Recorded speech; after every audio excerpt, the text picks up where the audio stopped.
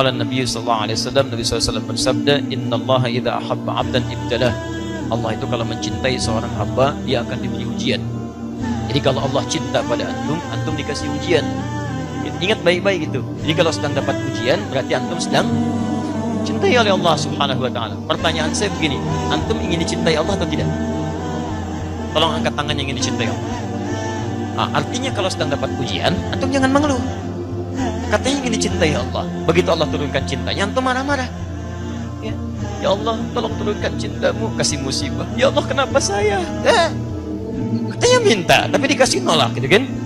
Nah, dan di balik ujian itu ada pahala. Kalau nggak ada ujian, nggak akan ada pahala. Silahkan cek, pahala itu letaknya pada proses, bukan pada hasil.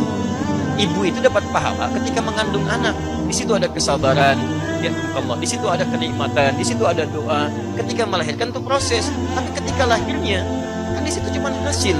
Banyak pahalanya dalam prosesnya. Ketika lahirannya lihat bayinya pada pahalanya. Tidak bila dibandingkan yang pertama. Yang pertama itu prosesnya. Mendidik anak itu ada pahalanya. Hasilnya jadi apa? Itu nggak ada kaitan dengan ibu. Nggak ada kaitan dengan antum ya kawan. Yang penting apa proses yang kita jalani, itu poinnya. Ya. Ingatlah, saya akan membuka kisah Nabi Zakaria ketika dia tidak putus asa dalam berdoa kepada Allah Subhanahu wa taala. Lihat baik-baik. Apa di antara doanya? Rabbi inni wahanal azmu minni washta'ala ra'su syai'an. Ya Allah, saya sudah sedemikian letih fisik ini. Fisik sudah letih dan rambut sudah memutih, menyala. Yang dilukiskan dalam balaghah menyala. Karena kalau antum jalan malam-malam, antumnya hitam, rambutnya putih, nyala, gitu kan? Tapi keadaannya terang, maksudnya sudah berubah. Ini saya rambut sudah memutih, fisik sudah letih, tapi sampai saat ini orang mengatakan saya mustahil punya keturunan. Dan yang lebih dahsyat, ini masih biasa. Nabi Zakaria lain, istrinya, maaf ibu, divonis monopause dan mandul. Istri divonis secara medis monopause dan mandul. Suami secara medis sudah letih fisik, rambut memutih. Pertanyaan saya, secara medis masih mungkin gak punya keturunan? Tidak, tapi yang hebat, walam akum bidu'aika rabbi syaqiyya.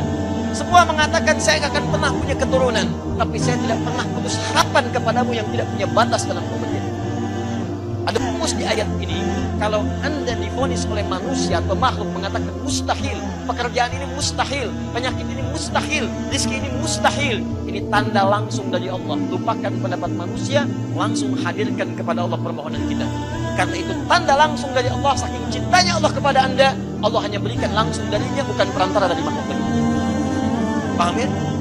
Nah, jadi poin saya, bayangkan seorang nabi dekat dengan Allah, dipuji oleh Allah, merawat perempuan yang diantara termulia, disebutkan namanya di Quran Maryam, di surah ke-19, sangat dekat dengan Allah sampai disebut orang yang sangat taat kepada Allah Subhanahu wa taala.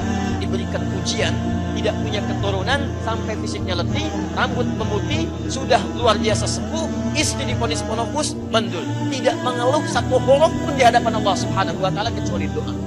Anda, pasangan masih muda, Nabi bukan, Rasul bukan, tidak merawat seorang perempuan mulia, tidak ada surah turun dengan nama istri Anda, tidak ada ayat Quran turun dengan nama Anda, kedekatan Anda jauh dibandingkan Nabi Zakaria kepada Allah Subhanahu wa taala, dan Anda baru 6 tahun.